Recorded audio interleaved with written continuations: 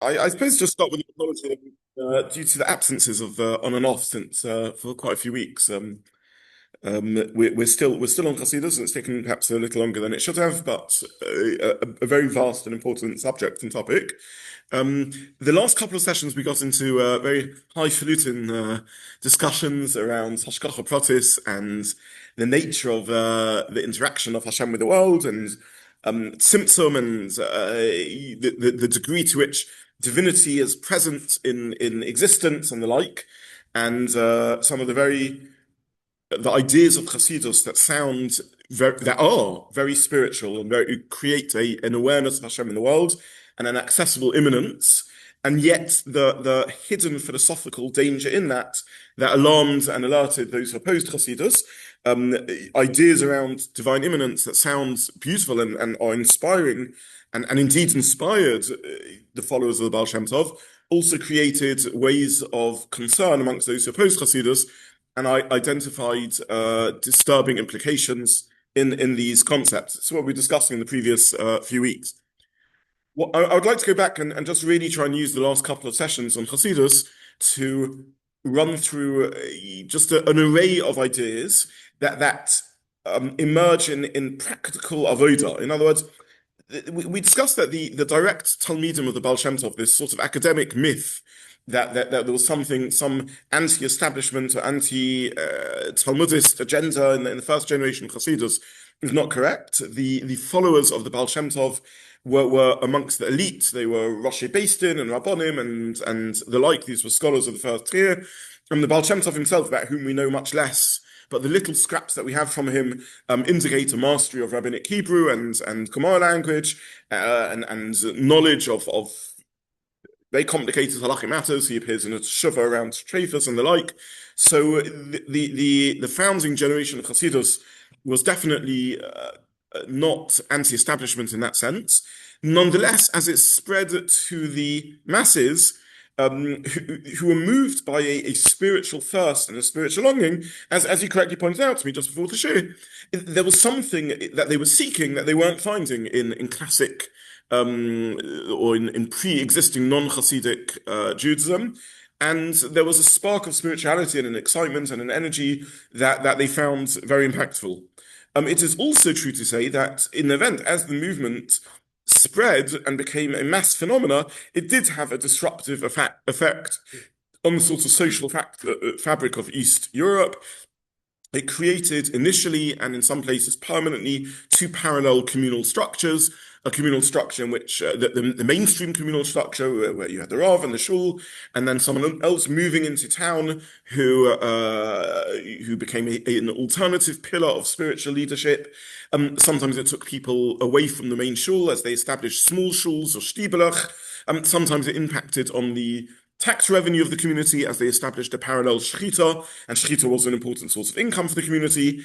And not just that, but they introduced certain stringencies in shechita in the nature of the chalaf, the shechting knife that was used, that was sharpened in a different way, in a greater degree, and therefore were telling their followers, you can't eat of the mainstream meat in the town. So it definitely did rupture the sociological fabric of society. And for my purposes, I'm less interested in that. And with this as a philosophy show, ultimately, we're talking about the philosophical divide, not the later sociological divides that emerged, though these are linked in some ways to the sort of initial theological innovations of the great Baal Shem Tov. What can we say about Chassidus in the sort of third or fourth generations? We discussed the first generation of Chassidus, the transmitters of the Torah of the Baal Shem Tov, from whom we have hundreds upon hundreds of quotes, direct quotes from the Baal Shem Tov. And again, the academic sort of circle has turned, and from skepticism about what we can know around the Baal Shem Tov, we now know a lot about the Baal Shem Tov, and there's no reason to doubt, chas v'sholom, the evidence of his first generation of students, primarily the Maggid of Mezeritch and the Toldos Yaakov Yosef. In the Sefer Toldos Yaakov Yosef, as we said, more than 800 direct quotes from his Rebbe, and great care and precision. He'll identify the quotes differently. Sometimes he'll say, I heard this directly. Sometimes he'll say, these are the very words he said. Sometimes he'll say, I think this is what he meant. So it's a Talmud who's taking his Rebbe very seriously and being very careful and precise in what he's transmitting. This is second generation Chassidus. Third and fourth generation of Chassidus, we end up with works that are now treated still somewhat. 30 years ago, a work like the Shivchei Baal ShemTov was completely dismissed. The Shivchei Baal ShemTov is a hagiographic work, a work of praise of the Baal ShemTov, and was dismissed as just, mythology. It's a fourth generation work. Now it's taken much more seriously academically, and always was taken seriously traditionally. That yes, maybe there's an aspect of legends within it. It is still 100 years off, but the chain of transmission in 100 years is not that far. The author is the son-in-law of a student of a student of the Baal Shem Tov, so someone who has relatively third or fourth degree access to the Baal Shem Tov, and therefore we should take the stories seriously. So third or fourth generation Chassidus, what can we say of the emerging Chassidish movements? What are the ideas around which they cluster and coalesce? So I want to just spend a few minutes talking about the sociological aspect of it, and then really to get down to the nitty-gritty of what we need to talk about, which is beyond the very high abstract philosophical ideas of Hashgacha Pratis and Tzimtzum, what actually was the Baal Shem Tov coming to say? So what can we say about Chassidus, 100 years after the death of the founder of Chassidus? We can say but they all feel a direct sense of relationship with the Baal Shem Tov. That's one uniting factor. They all have a chain of tradition. To be a Chassidish Rebbe, you have to have, in a sense, a clear, identifiable chain of transmission back to the Baal Shem Tov. If you are a Rav or a Rosh Hashiva, you may say, my own mentor was this posek, or my own teacher was that Rosh Hashiva, and ultimately you could trace them back. You could work out who their Talmud was, who their Talmud's Talmud was, but kind of the authenticity or authority isn't there in the lineage. I don't mean here biological lineage. I mean intellectual lineage. But in Chassidus, they are ultimately tracing themselves back to the Baal Shem Tov in a way that maybe a non-Chassid isn't ultimately tracing himself back to the Vilna Gaon. We all have influence of the Vilna Gaon. And if your Rebbe's Rebbe was, the Shagas Arya instead of the Vilna Gaon, no one really cares. A second element or commonality of Chassidus is the relationship between the tzaddik or the Rebbe and the community. By definition, to a degree, if you're Chassidish, that means you have a connection with the tzaddik and you believe that your spirituality is intimately bound up in the quasi-mystical link that you have with the tzaddik. We saw that the Baal Shem Tov demands a very, very high level of mysticism from his followers. It's very interesting. It's not a pop movement that's easy to do. The Baal Shem Tov, in his Igeres HaKodesh, his holy epistle, in which he speaks about the success Moshiach coming, Amos like Asima, will be when his Torah spreads, demands that everyone has to be able to perform an Aliyas Neshama, a heavenly ascent, which was the mystical experience that the Baal Shem Tov describes himself as going through. This is very difficult, and in a way, the tzaddik relationship is which is a wholly new development in the Jewish world, is a path for spirituality for everyone to access. Maybe I'll just mention that the seats of authority in the Jewish world until this point have been, broadly speaking, three: scholarship, Talmudic learning, ability to paskin and be a Rosh Hashiva. That was one level of authority. And the second level of authority, to a degree, was yichus. And the third level of authority was lay leadership, which was really linked with money. If you had money, then you had both the resources and the time to be involved in lay leadership, and you had a source of power as a lay leader.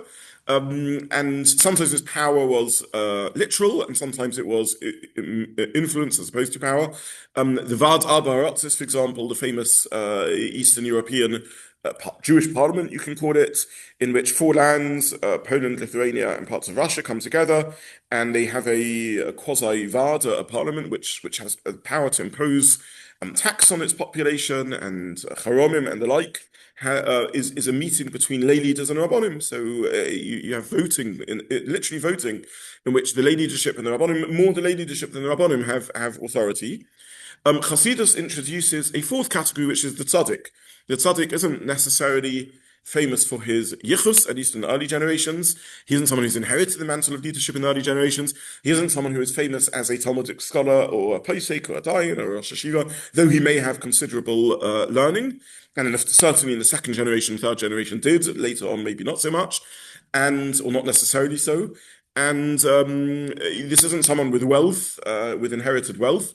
This is someone who has a new type of leadership based on we call it spiritual influence, spiritual charisma, and the like. I suppose you could say later in the non-Hasidic world, similar things developed. You had the concept of a mashgiach, who was a moral mentor, who was a teacher of Musa, who had influence. Rabbi Zobin was a world-class Talmud Chacham, no doubt, but his fame wasn't because of his Gemara or his Pesach, though he was um, a top tier in those. His fame was because of his Musa teaching and his Talmidim. The next generation of Talmidim were also great scholars, but their fame was for their Musa teaching. And later generations of Mashgichim maybe weren't so well known as scholars at all. So maybe later a moral teacher became a fourth pillar of authority, even in the non-Hasidic world, but certainly at the time of the founding of Chassidism for the first generations, a tzaddik was a different type of spiritual leadership. Someone was influential and powerful, not because they were pasking halacha, not because they were teaching Torah, not because they had wealth or yichus, but because they were seen as a channel of spirituality. And it's hard to emphasize enough that this isn't just because someone is teaching Hasidic ideas and therefore inspiring people. It's the very connection to the Rebbe. It's almost like by me negating myself, being mevatel myself to the Rebbe, that aligns me with the sort of spiritual pipelines and gives me access to spirituality and to godliness and to HaKadosh Baruch Hu ultimately. As a regular person, there's a degree to which I will struggle to access raw spirituality and struggle to access HaKadosh Baruch Hu. I don't mean in another Zorah way, that I can only serve Hashem through the tzaddik or anything like that. Though the opponents of Chassidus accuse them of this because of their emphasis on tzaddik, but on the tzaddik. But I mean, in a lived spiritual way, I can't expect to directly draw energy and spirituality from HaKadosh Baruch Hu. I need to do so via the tzaddik's ability to bring down spirituality and later even to bring down physical success and flourishing to earth. So the early generations of Hasidic Rebbes are seen by their followers who are approaching them, not just for spiritual hashpah, not just for spiritual overflow of divine energy, but even for material prosperity, for human needs, for health, for family, for panosa, for livelihood and the like. And the Hasidic Rebbes are pushing back against this. There's a famous letter from the Baal HaTanya, the third generation Hasidic leader, the students of the Baal ShemTov, who writes, "Why are people coming and bothering me for physical needs? That's not what a Rebbe is for. I'm there to teach spiritual needs." Ironically, of course, later generations of Chabad become very associated with the idea that the Rebbe is the source of not just spiritual sustenance, but also physical advice and physical success. But he writes in the letter, he says, "Don't even ask me advice about your livelihood and health. Go to a doctor, or go to a I don't know, careers advisor if you have if you need advice about physical prosperity." But certainly spiritual nourishment and later even physical nourishment is being seen as received from the Rebbe. We are only able to draw down divine energy to the degree that we create the vessel of receiving that divine energy. HaKadosh Baruch Hu is I don't know, the analogy, the modern analogy would be like the sun constantly overflowing and radiating enormous amounts of energy. If you don't build solar panels, you're not going to be able to receive it. We have to have the kli, the receptacles to receive this divine energy. And in so doing, we actually enhance the overflow from HaKadosh Baruch Hu of spiritual energy and ultimately also physical energy, because of course, physical flourishing is necessary for us to be spiritually properly engaged in spiritual pursuit. And the Rebbe is the pipeline that allows us to receive this and bring down the shefa, this divine overflow. And linked to that is the concept of the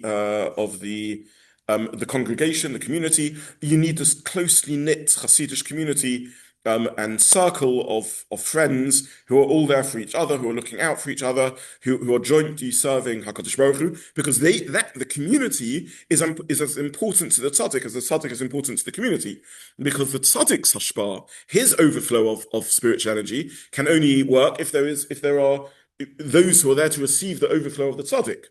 So there's this symbiotic relationship between the tzaddik and the chabura, or the chassidus, because both need each other. The chassidim, of course, need the tzaddik, but the tzaddik needs the chassidim. You can't be a tzaddik in isolation.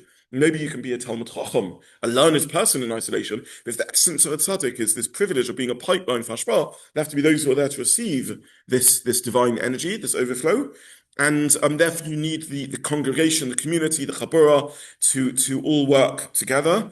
And it seems that this is something quite early again in Chassidus, this stress on a new social structure in which relationship with the tzaddik and ultimately, therefore, relationship with Hashem is built on this dveikus, this conscious awareness of total devotion to Hashem. We'll come to this a bit later, but to the degree of renouncing physical and material realities, transcending one's own sense of self. And if you are to transcend your sense of self, which we discussed in previous weeks when we spoke about the Chassidish idea of somehow the world being an illusion, so if your sense of self is an illusion, bittul hayesh we discussed, negation of self, if your sense of self is an illusion, if really you are chilek elokah mimal, this very troubling idea that you are somehow part of godliness itself, if that's what it means, then you that starts with negation to others. If you are really transcendent in your sense of self, then you are that affects your sociological relationships because you feel a sense of fraternity with all your other Chassidim, your sense of fraternity with those who are seeking connection from the tzaddik, and of course, if there's a complete bittul of yesh of yourself, then there's also a negation of ego, and therefore a selflessness in the chaburas, integral to the social structure. Is this sense of selflessness. I'll come to in a moment, but let me just mention the fourth pillar of Chassidish identity, which is this dialectic tension between being and nothingness. The Chassidish idea that existence, we'll come back to these ideas, we explored them very deeply philosophically in previous weeks. Now we're going to look at them more in terms of the avoda, the practical work that emerges from this, but the idea that that physical reality is in some sense an illusion, that tangible reality only has a meaning in as far as it derives its existence from its spiritual source, and that there's a kind of a tension or a dialectic between the manifest, the revealed, and the hidden. And we'll come back to these ideas shortly, but I suppose you could say those are the four pillars of Chassidish identity as Chassidus becomes a mass movement, so sort of third, fourth, fifth generation Chassidus. Does it exist nowadays? There's still a strong sense of fraternity in Chassidish groups. There's still a connection to the Rebbe. How many Chassidim are really sort of philosophically understanding the Baal Shem Tov's work? Chabad definitely still speaks overtly about these things. Breslov, in a very different way, speaks about these things. I don't know whether the average Bobova or Belzer Chassid is that much engaged in these sorts of ideas. To the best of my knowledge, I may be wrong, but to the best of my knowledge, the mass aren't. And there is a new phenomena in America in particular, in which you have Chassidim who are culturally and sociologically Chassidish. They'll often say, I'm Heimish, that's the sort of term that's used, but they may not have a connection with any Rebbe at all. So they may be free-floating. They will still view themselves as having a connection to Rebbes. If a Rebbe comes to town and visits, they may go and attend their tish on a Friday night. They may go seek a bracha from them. They may, as a one-off, seek advice from the Rebbe, but they're not affiliated to any particular Rebbe. That's a sort of a development, I think, in the last 30 years or so in America. But that's beyond the scope of our discussion. But I think those four things remain to a degree, but certainly were in the past, the four pillars of Chassidish identity. Sorry, you're waiting. Yeah. Yes.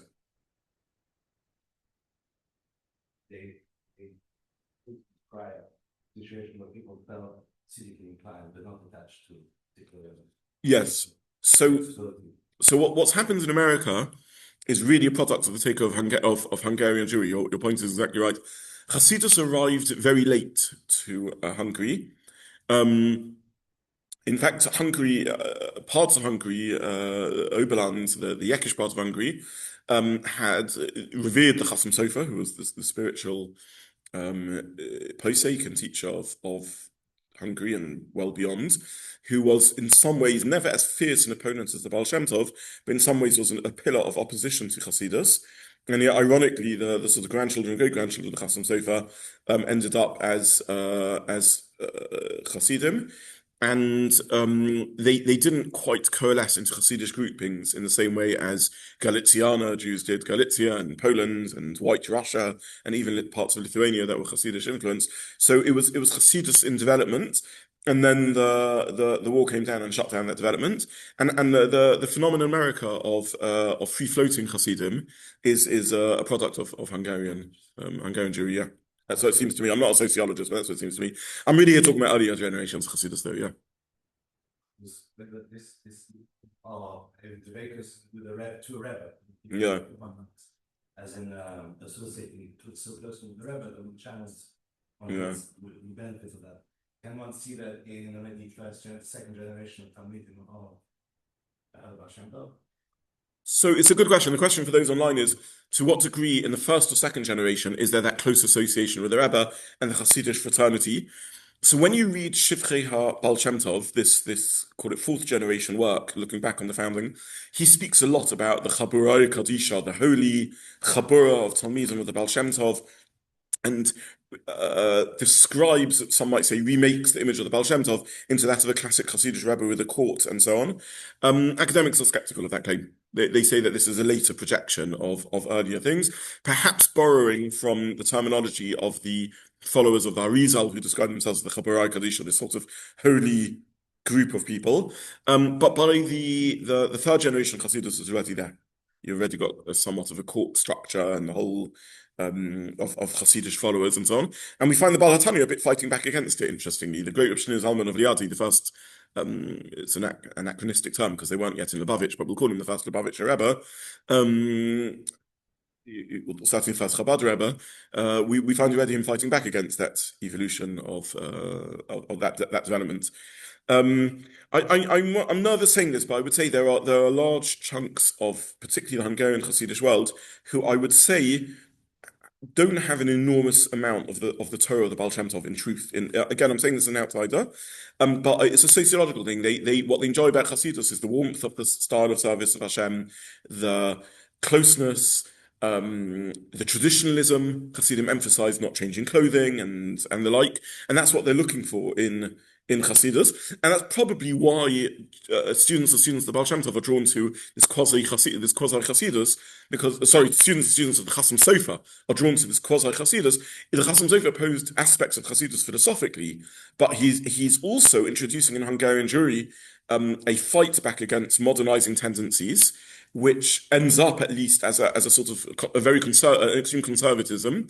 And therefore, the movement with which they find themselves aligned, who are as conservative in refusing Chodosh Asman HaTorah type of line of refusing or not changing clothing and the like as Chassidus, and therefore sociologically find themselves pushed into the Chassidish camp, even though on a sort of hashkafic level, at least they're initially not particularly Chassidish. So, if you are a Hungarian Jew, a Talmud of a Talmud of a Talmud of the Chasam Sofer, and following the idea that the way to resist reform and progressiveness and haskalah is by adopting a very high barrier against any innovation and adopting a degree of conservatism that will resist even superficial changes like clothing, then the movement, your allies, your fellow travelers, will end up being the Romanian and Polish and Hasidus and the like.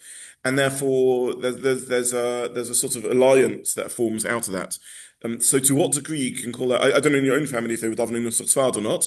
Many Hungarian Chassidim don't daven; they daven Nusach Ashkenaz. They didn't even make that change in Nusach Sfard. I think you have to this day Orloi, the Orloi Chassidim, for example, Orloi Chassidim and the like. So, again, this is I'm not a historian, I'm not a sociologist. This is beyond really the scope of my ability to talk about. So that were modernistic, like the neologue, yeah. Okay, Hungary really deserves its own series. It's a very complicated. Every Jewish community is complicated, and Hungary was one of the places that was the front line of. So you have places that nowadays the name of the place we would associate with perhaps extreme traditionalism and anti-Zionism, like Satsuma and Munkach, and these places had non-from communities. They had. Nowadays probably would call them conservative communities. They had, and nowadays would call them Dati Leumi communities. They had again. So I'm using terminology anachronistically. We'd have communities that we could call Mizrahi or Modern Orthodox in some ways. There, so Satmar the Satmar Rebbe was not the Satmar Rav was not the main most influential spiritual figure in Satmar in his life. Very interestingly, there were other communities that outnumbered his followers. No. Back in time, anyone before the split. Sorry, yeah. Yeah, it's curious.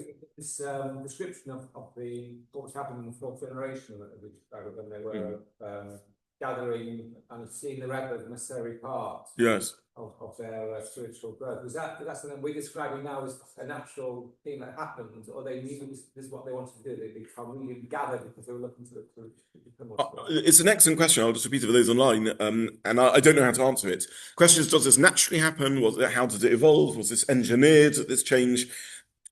I don't know, and I don't know if anyone knows. I'm not a historian, but I've done my best to read as much as I can around these topics over the years.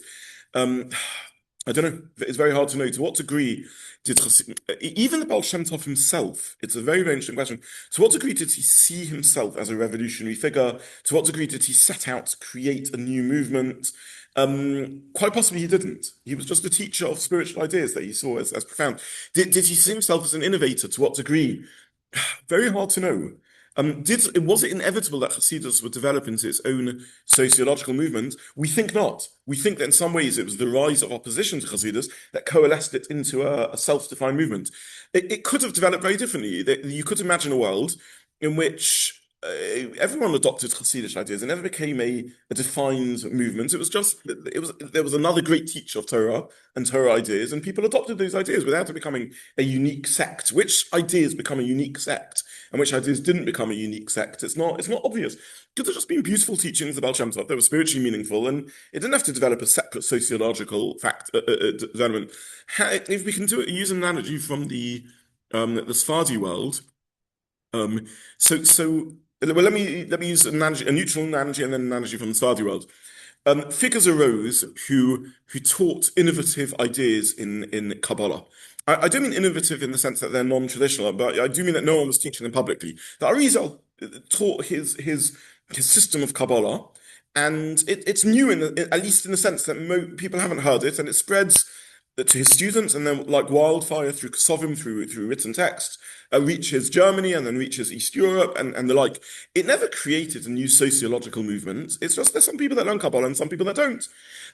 There wasn't really organized opposition to it. We've discussed in earlier debates between the philosophers and the Kabbalists in the lifetime of the Rambam and even earlier in some of the era of the Gaonim. By the time the Arizal's Torah spreads, there's no organized, rationalist, philosophical opposition that coalesces into two camps. I guess you have some people who like Kabbalah ideas more, some people who like them less, but it never becomes a sociological movement. It's Merosha Kedas Yaakov, Torah Sivalon Moshe, Merosha Kedas Yaakov. Torah belongs to all of Klal Yisrael, and you can be Sephardi or Ashkenazi, you can be a Yekka or a Litvak or a Romanian Jew or a Hungarian Jew, and if you're drawn to it, you'll learn Kabbalah, and it doesn't define communal life in the way that Hasidus later did. So it's not obvious that Hasidus had to become that. In the Sephardi world, so that's going back pre-Baal ShemTov. In the Sephardi world, roughly at the same time as the Baal ShemTov, there are stirrings of spiritual forces that are not too dissimilar. I think I mentioned previously the Orach Chaim and the Baal ShemTov's mystical relationship with the Orach Chaim, according to Chassidic legend, the Orach Chaim and the Baal ShemTov in some mystical communion when they engage in Aliyas Neshama. Again, whatever your perspective on these things are, they are somewhat aware of each other. According to tradition, the Baal ShemTov refers to the Orach Chaim as Ner HaMaravi, the light from the west. Those who went with us to Morocco will be aware that even though we think of Sephardim as Eastern Jews, Morocco is considerably to the west of most of Europe and certainly of East Europe. So he refers to the Orach Chaim as Ner HaMaravi, the western light. And according to the story, he's aware when the Orach Chaim dies. We do have a letter that seems to be authentic between the Baal ShemTov and his brother-in-law, Reb Gershon Kiteva, who moves to Eretz Yisrael, in which he makes reference to the Orach Chaim. The Orach Chaim became an honorary Chassidish Rebbe. The Chassidim learn the Orach Chaim as if it's a Chassidish work because there's such similarity between his ideas and the Baal ShemTov's ideas. And there are similar winds of change that sweep across the Sephardi world, in which Kabbalah begins changing Sephardi practice, and great figures like in Baghdad, you have Kaf HaChaim, and you have someone reminds me, the great Baghdadi teacher. Sorry? The Ben Ish Chai, thank you, sorry, yes. The Ben Ish Chai, who are, and they're changing minhagim here and there in line with Kabbalah, and it begins radiating outwards just before the destruction of North African Jewry in the interim, in the interwar years. There's minhagim within living memory. In other words, I still remember old Moroccan Jews who remembered these changes taking place. Kabbalistic practices come in and begin changing Moroccan practice and the like. And there's no major pole of opposition to this. So you don't develop within the Sephardi world, see them in the Synagdim. You just have some people who like the changes more and some people who like the changes less. But it never becomes a separate sociological movement. So it's not obvious to, in a long answer to a question, it's not obvious to what degree Hasidus set out to be engineer a sociological movement, and it's not obvious to what degree the early generations of Hasidus wanted or would have liked the later development of it into a unique. They wanted the whole of Klal Yisrael to get it. That was the Baal ShemTov's vision. That Mashiach will only come when everyone is doing these practices. So I think I don't think he saw himself as a sectarian teacher. He saw himself as a yeah. Each of them kind of following, because their personalities or what they were teaching seemed to attract a circle. Okay, so Quite unique, I think. The generation after the Maggid of Mezeritch, the Toldos Yaakov Yosef is a writer and writes perhaps the most influential second generation works of teachings of the Baal Shem Tov. And the Maggid of Mezeritch is a speaker. We have writings indirectly from him, and he has a range of disciples, of students who go to different regions, and they become focal points in that whole region. So, and I'm talking about massive regions: White Russia, Lithuania, parts of Lithuania, Poland, like vast territories are become the sort of domain of relatively small number of 5 to 10 third generation students of the Baal Shem Tov. Now, was this deliberately a planned, engineered structure, or did it evolve that way? We don't know. But there's certainly a possibility that the Maggid of Mezeritch wanted, seeded Hasidic revolutions in these different areas by sending students to these different parts and almost giving them a grant for that area. You're in control of that area, and your job is to spread the Torah of Hasidus to that area. It's not clear whether that was a policy or was an allocation to avoid conflict between highly talented individuals, of not all of whom had an identical message and the like. And once you have that, you begin having an idea of territory.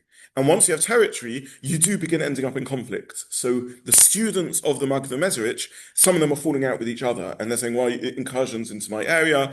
Not all of them like the Torah and teachings of others of them.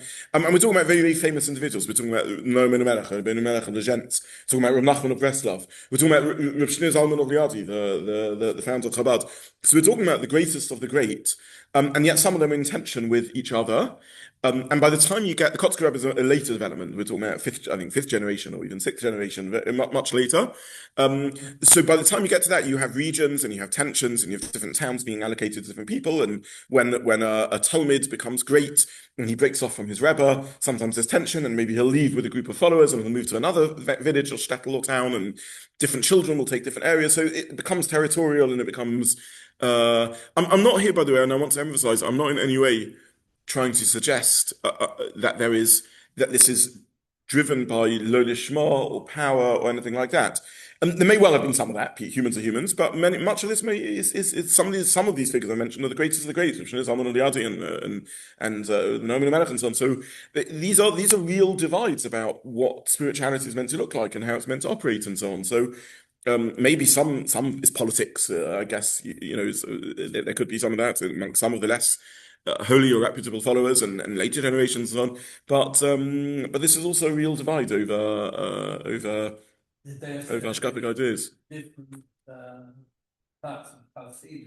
So there's difference, as you know, to this day. There's different Hasidic groups with subtly or significantly different philosophies, and of course it becomes dynastic in the fourth generation. That's another change that occurs. So parts of the Hasidic criticism of the Litvaks is the idea of inherited roles. It's brought in halacha, by the way. In halacha, if a child is a suitable successor to their father, they should inherit the role, even if they're not the best successor.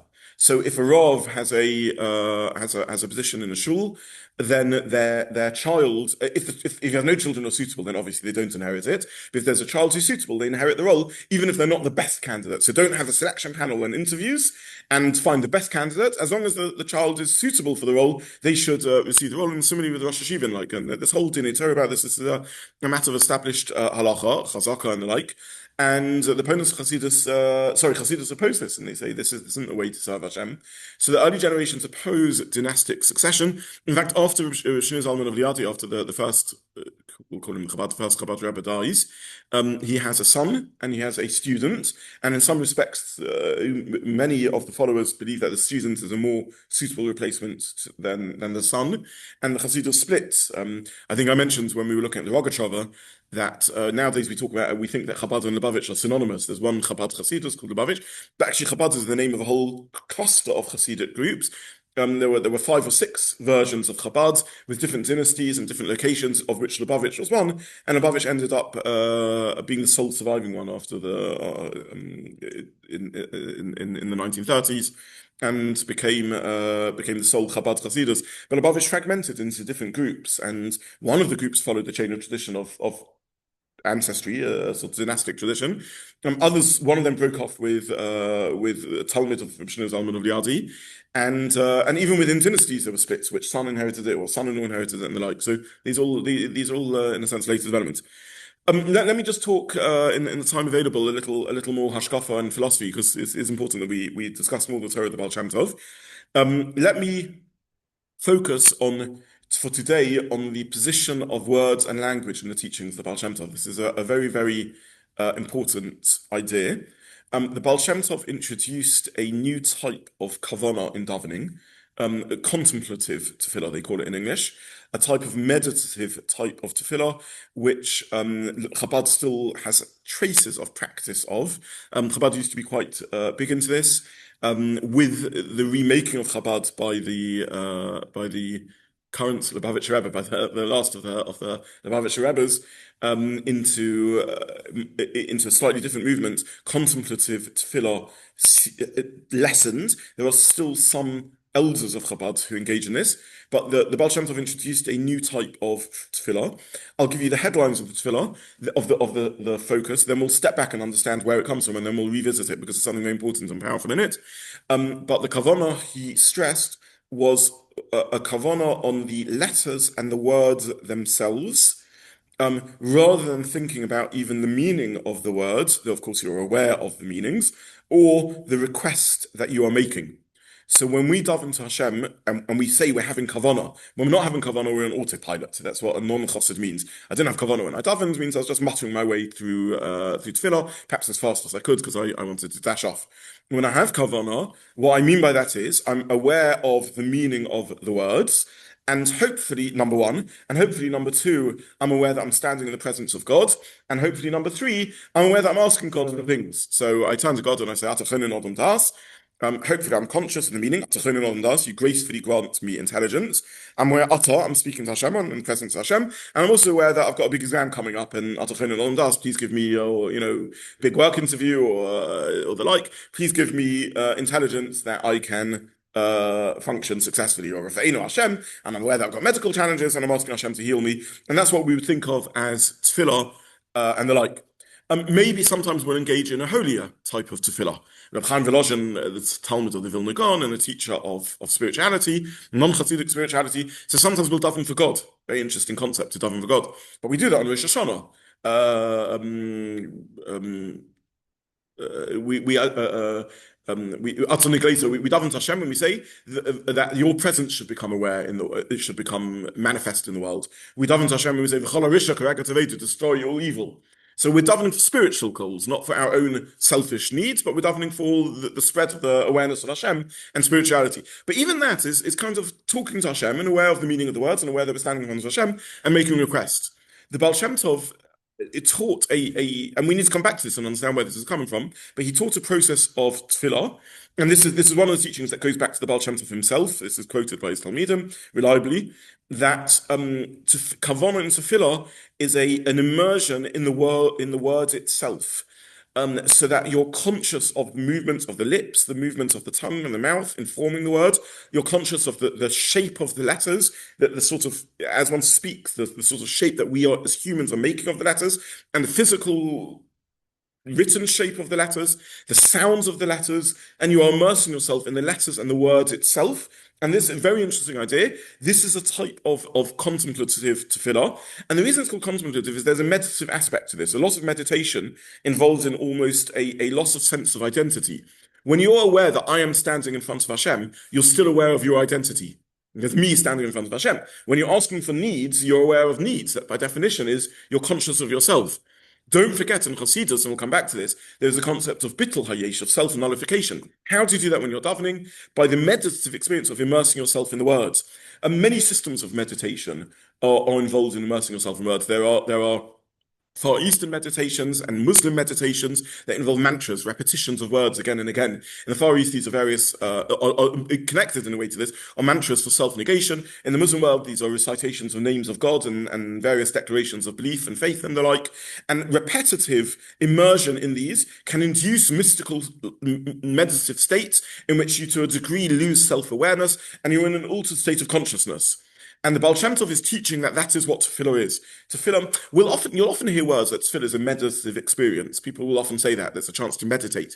The truth is, in non-Chassidish tefillah, is it really meditation? Are you really losing awareness of self? You're aware that I am, what does it say in halacha? That tefillah is, you're standing in the presence of Hashem. Now, does it bring a great sense of peace when it's done properly? 100%. Does it bring a greater awareness of the presence of Hashem? 100%. Is it a classic meditative experience? Not really. But in Chabad and in Chassidism, the teaching of the Baal Shem Tov, this is a meditative experience in which you are immersing yourself in the words itself, in the sounds and the feel and the experience of the words itself.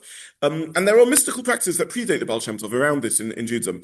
There's a contemplative practice of picturing Yud Kei Vav Kei. So you close your eyes, you put yourself in a peaceful setting where there are no distractions. And Shvis Hashem Lenegdi Tomid was taken to mean not just I'm aware of the Moan of Uchim speaks about Shvis Hashem Lenegdi Tomid as a philosophical idea. I'm aware that I'm in the presence of Hashem constantly. The Ramah at the beginning of Shulchan Aruch Paschim, Shvis Hashem Lenegdi Tomid. I should be aware that I'm in the presence of Hashem constantly. The mystics take Shvis Hashem Lenegdi Tomid as I've got an awareness of literally Yud Kei Vav Kei. I sort of immerse myself in this meditative or contemplative experience in which I'm seeing and aware of the letters of the divine name in front of me. And the Baal Shem Tov teaches that that's what tefillah is. And he read that into the words, or puns that into the words, Tsoya Tasa L'Teva, which is in Parshas Noach, in which the commandment is create a light or a window, Tasa L'Teva, make for the Teva, the ark. So the ark has to have a tsoya. What is the tsoya? Either a window or a glowing diamond or the like. Tsoya means to shine brightly, make a source of shining brightness in the ark. He translates it, make the teva, the word, teva is a word, shine brightly.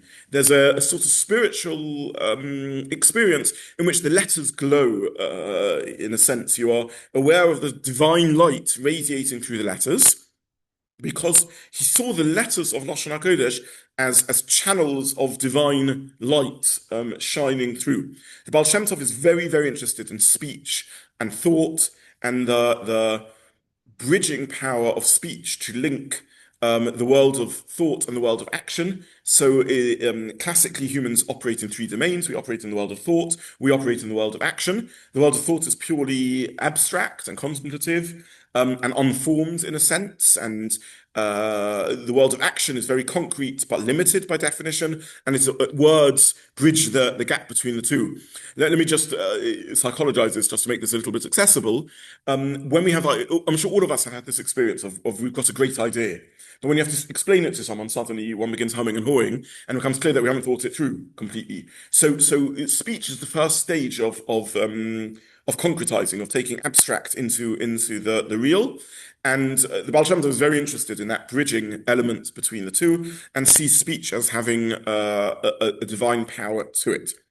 So what I've said so far is the headlines of a different vision of tefillah, behind which lies a very profound machlokas as to the relationship between Torah and tefillah and what tefillah really is, and it sums up in some ways many, if not all, of the philosophical divides between Chassidim and non-Chassidim.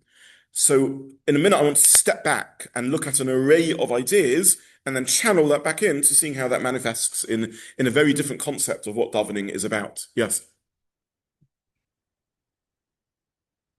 Sense I've actually experienced it. I don't Yes. think it's necessarily the right kind of way. I tend to quite often daven using my phone. Yes. Right? And I switched to using white on black, so I've got Yes. white letters on a black background. Yes. And in the middle of davening, I sometimes find that I'm not seeing letters. I'm seeing other things. Now, this could be, not having enough sleep at night, or whatever. Look at my question really, because this is that are we approaching these things as if they're separate parcels, or is it acceptable that somehow or other you can transform from one form of meditation or tefillah or whatever to another and back again as part of one continuing process, or should we be saying no, that's not doesn't work? You've got to. I'm delighted you asked this, and the question was, I'll leave out the background, but the question is this a package deal? Are you either Chassidish or non-Chassidish? Are these one of the reasons why I give these series of philosophy shows, not just about Chassidism, everything we're doing is I hope people take out of this the Maisa stuff. I don't come from Chassidish family. I'm not Chassidish. As we discussed, there's aspects of Chassidish thought that are very difficult, but I hope people dip into these things 100%. These are absolutely things that we should be dipping into. I think. I'm not suggesting we always daven like that, but it's engaging in this form of contemplative tefillah. If you don't want to do it in formal davening, then do it when you say Perek of Tehillim. But give it a try. So you see how it connects you to 100%. I think one should dip into these things. Fine. Yeah. There should be some intent in the first place. So I'm describing a situation which there isn't the intent of doing this. It's like So I don't know I can't comment on your own internal experiences. I don't know and understand them. All I can say is that for most people, once the concept is opened up, as we are doing in these shiurim, one can then intentionally dip into this and see what opportunity, what spiritual growth it presents, and so on. I hope that these ideas aren't abstract. Whether what you went through, without knowing the Baal Shem Tov philosophy behind it, is that or not, I can't say. I don't know your own. I don't know your internal experiences. Many people have had some degree of mystical experiences in their life. When I say mystical experience, I don't mean a coincidence. I don't know. They missed a flight and then it turned out that it was good for them. I don't mean that, but I mean people have had times in their life perhaps where they're very, very aware of the presence of the divine in their lives and lose some sense of self. Sometimes people, I often say that in these series of shiurim that more than we are, one of the reasons I speak philosophy is because more than we realize we are all philosophers. A 2-year-old, a 3-year-old that says to their parent, "What is this?" and the man say, "This is a table." It can only really be understood if you think about Platonic forms, and a child is profoundly philosophical. It's such an abstract thing has just occurred. They say, "This is a table. This physical thing is a table with some abstract concept of tableness and the like." So all humans, whether they notice it or not, are philosophers. I would say all humans, whether they notice it or not, are mystics. There's part of the human psyche it's a type of human experience. It's an altered state of consciousness. But let me just explain what I mean by altered state of consciousness, because I know these things aren't familiar to people. We are conscious. Hopefully, I am. I hope the rest of you also are. We're conscious. We're aware. We're aware of things. We're not just a table. Things happen to a table, but as far as we understand, anyway, a table isn't consciousness. There's nothing in the table that's aware of these things. But we humans experience awareness. We also have altered states of consciousness. That means we're not always conscious or aware in the same way. Let me take one obvious altered state of a consciousness that I guarantee all of you have been through, which is sleep. Now, you may say, well, during sleep, I'm not conscious. Not true. You are conscious in sleep. You have dreams, for example, so that's a certain sort of experience. And you're also aware of things that are going on outside. You may have a dream, I don't know, that a fire alarm is going off, and you have a whole very quick dream about a fire and the like, and then you realize it's your phone alarm going because it's time for you to wake up, and you drag yourself exhausted out of bed. So you were aware in sleep of certain external experiences and made sense of them in an altered conscious way. You have a degree of consciousness when you're asleep, otherwise no one could shake you awake. That means your sense detectors are still, if God forbid there's a very strong smell of a fire, you may wake up from it. So you have a certain state of consciousness when you are asleep also. We have other altered states of consciousness.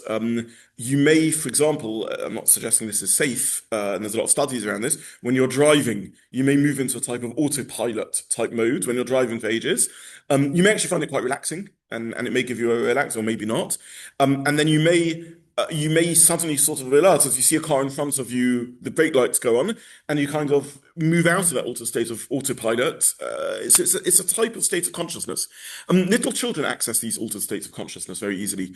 I don't know if you've ever wondered when a doctor is giving a child an injection and you distract the child, or you tell them a story, or a child is refusing to eat and you hold the spoon and you say, you know, this is an airplane. Ooh, now it's coming into a boat. This is coming into the dock, and the child's like, what's going on over there? What makes the child eat? The answer is they are shifting into a world in which they are almost experiencing something different and therefore not noticing the pain of the injection. It's in a sense you could call it a type of induced state of hypnosis, a very mild, basic level of hypnosis and so on. So humans have altered states of consciousness.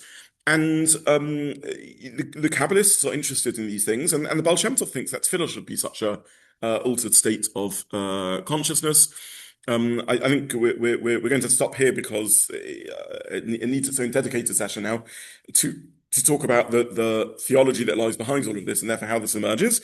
So Mitzvah session that will be our next year, but for today we'll finish simply by saying the Baal Shem Tov, one of the things that we do know goes back all the way to the Baal Shem Tov, so very much to the heart of Chassidus, is a different picture of tefillah, a tefillah in which you cease self-awareness, you lose self-awareness, and you entered an altered state of consciousness.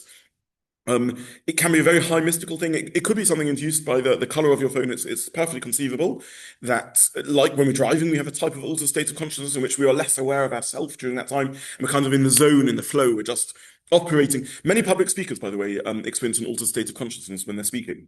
I don't know if anyone here does public speaking. When you do public speaking, often you're in a different mode, a teacher mode, in which you're maybe very conscious of the audience and lose a certain sense of yourself in that process. Very interesting that takes place. And the Baal Shem Tov says that there's an extreme altered sense of consciousness when you enter into tefillah, in which you lose sense of self, you even lose sense of your own needs. And if you ask, how can I lose sense of my own needs when I'm saying to Hashem, give me healing, give me panasa? The answer is, I'm not thinking about the meaning of the words. I'm not thinking about panasa. I'm not thinking of healing. I'm thinking about the very shape of the letters, the very experience of the letters. Each letter is gleaming, is glowing with its divine energy, because letters contain divine energy within them, and it's the awareness of being the presence of God, and a negation of self, a bittul hayeshin, a ceasing of self that allows good tefillah to take place. And I hope next week we'll look at the array of about 5 or 6 hashkafic ideas that feed into this. And I would like also next week then to translate this into Lamaisa. So what does this mean? What model of tefillah is this? What sort of tefillah is this? And how can we access this tefillah in davening? So it's a whole different relationship, and a very powerful one for what davening is. But we'll have to stop here for today. For consuming alcohol or drugs? Oh, yeah, alcohol and drugs. So there is a use of alcohol in Chassidus, and to this day in Chabad, there's a use of alcohol for this. There is a tradition that the Rabbi Zobin of Liadi, the founder of Chabad Chassidus, smoked opiates in his pipe.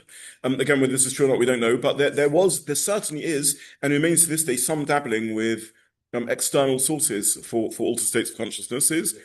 Famously, in other traditions, there are such things, right? The Native Americans use drugs for their mystical experiences and so on. So it's not unheard of to use alcohol or drugs for altered state of consciousness. Obviously, very dangerous ideas, but yeah. Okay, so we'll stop here, gentlemen, and no ladies today present, online ladies, and I wish you well. Thank you very much. Simplistic. Yes. Thank you very much.